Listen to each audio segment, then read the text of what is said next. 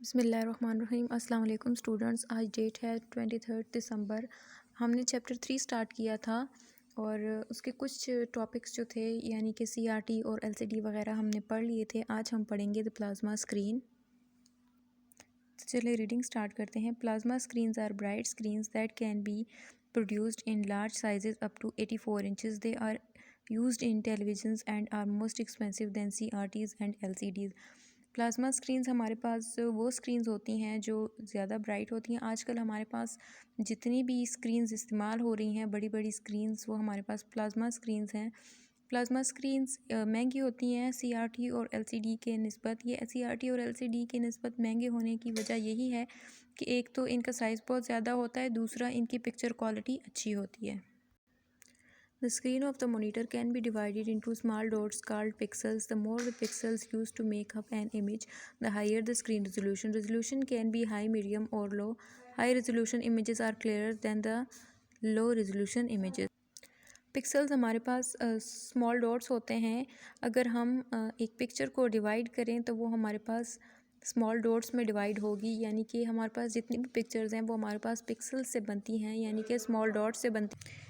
جتنے زیادہ ہمارے پاس پکسلز ہوں گے اتنی زیادہ ہمارے پاس اسکرین ریزولوشنز ہائی ہوگی۔ اسکرین ریزولوشن کا مطلب ہے کہ اتنی زیادہ ہمارے پاس پکچر کلیئر ہوگی۔ لو ریزولوشن کا مطلب ہے کہ جتنے ہمارے پاس پکچر ایلیمنٹس یا پکسلز کم ہوں گے اتنی تصویر کی کوالٹی اچھی نہیں ہوگی۔ نیکسٹ ہے ہمارے پاس the e-book reader. An e-book reader, electronic book reader, is a handheld book-sized device that display text and graphics. E-book reader are used to read newspaper, magazine, and book. Most of the material is downloaded from the internet. One e-book reader can store material content in several traditional books. A tablet computer can also be used as e-book. اب ای بک ہمارے پاس کیا ہے کہ ای بک ہمارے پاس ایک out put device ہے جس کے ذریعے جو ایک الیکٹرانک بک کے طور پہ استعمال ہوتی ہے۔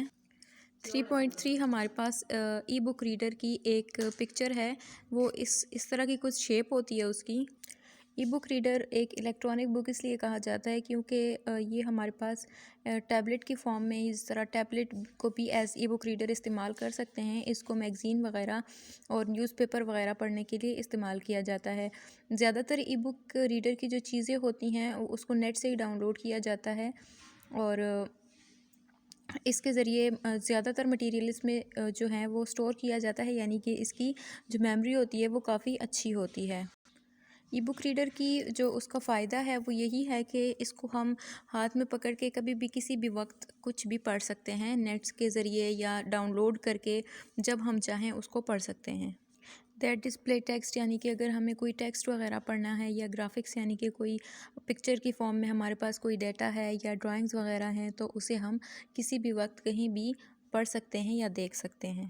اگلا ہے ہمارے پاس the data projector. A data projector projects output on a large screen or wall. The output looks like as it would appear on a traditional monitor, but it is much larger. Data projectors are used to give presentations in classroom and offices. The advantage of such output device is that the speaker can easily address a large audience.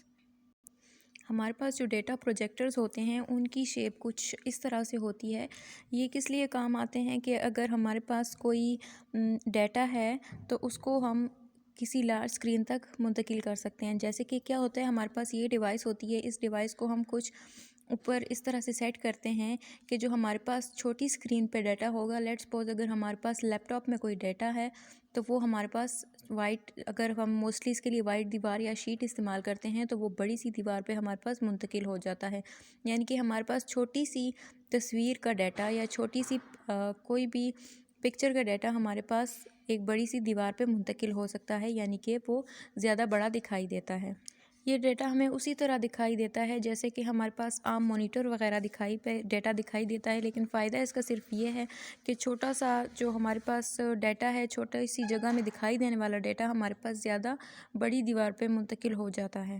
یہ وجہ ہے کہ data projectors کو ہم class room اور offices وغیرہ میں استعمال کرتے ہیں، یعنی کہ اگر ہمارے پاس کوئی ڈیٹا ہے یا کوئی ایسی چیز ہے جسے ہم آپ کو مانیٹر پہ دکھانا چاہتے ہیں تو بہت سارے لوگوں کا مانیٹر کی اسکرین ان کو نظر آنا مشکل ہے اگر اسٹوڈنٹ زیادہ ہوتے ہیں، تو اس وجہ سے ہم ڈیٹا پروجیکٹرز کا استعمال کرتے ہیں، یعنی کہ اس ڈیٹا کو ہم کسی بڑی دیوار یا اسکرین کہہ لیں کہ اس پہ منتقل کر دیتے ہیں، تو وہ سب بچوں کو دکھائی دیتا ہے۔ اس کو آپ اس طرح امیجن کر سکتے ہیں کہ اگر آپ نے کبھی اندھیرے میں کسی چیز کی طرف بیٹری وغیرہ پکڑی ہو، تو آپ کے پاس چھوٹی چیز جو ہے وہ ایک بڑے سائے میں منتقل ہو جاتی ہے، یعنی کہ آپ کو چھوٹی سی چیز بھی بڑی دکھائی دیتی ہے۔ تو اسی طرح پروجیکٹرز بھی اسی طرح کام کرتے ہیں کہ ہمارے پاس جو چھوٹا سا ڈیٹا ہوتا ہے، یعنی کہ چھوٹی سی پکچر میں ڈیٹا ہوتا ہے، وہ ہمارے پاس بڑے لیول تک منتقل ہو جاتا ہے۔ اس کا ایڈوانٹیج یہی ہے کہ جو آپ جس سے خطاب کرنا چاہتے ہیں، یعنی کہ ہم بہت سارے لوگوں تک، بہت سارے آڈینس تک ایک ہی وقت میں ڈیٹا منتقل کر سکتے ہیں۔ اس کے لیے زیادہ تر سفید دیوار یا سفید کلر کی شیٹ استعمال ہوتی ہے۔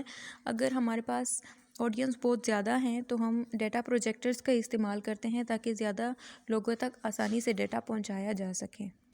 کویسچن نمبر 5 تک ہم نے کر لیے تھے۔ آج کا جو آپ کا ٹاسک ہے اس میں آپ نے differentiate between C R T and L C D والا کویسچن کرنا ہے۔